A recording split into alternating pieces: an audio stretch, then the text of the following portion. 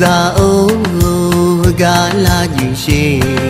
nó ở thì gì thì bố gì mà cả họ ở đó nghe nè nhá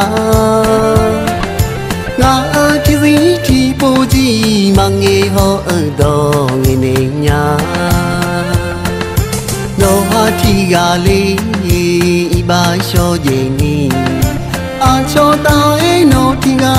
mà ấy nhà ni mư chê ngà nó mư ơ nó mô linh ấy ngà ơn mà chỉ thằng thằng nhà mi cha ơ khuấy ta mư chê ơ à mà mi khờ khuấy ta gà chê ơ à mà cả ơ nó để ngà thì gì cho mô nhà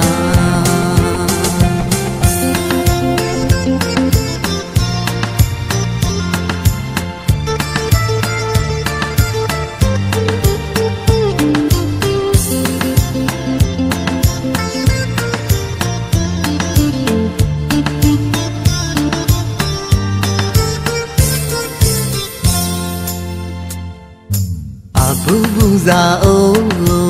gà la như xe nó ở thì gì thì bố gì mà cả họ ở đó nghe nè nhá ngã ở thì gì thì bố gì mà nghe họ ở đó nghe nè nhá nó thì gà li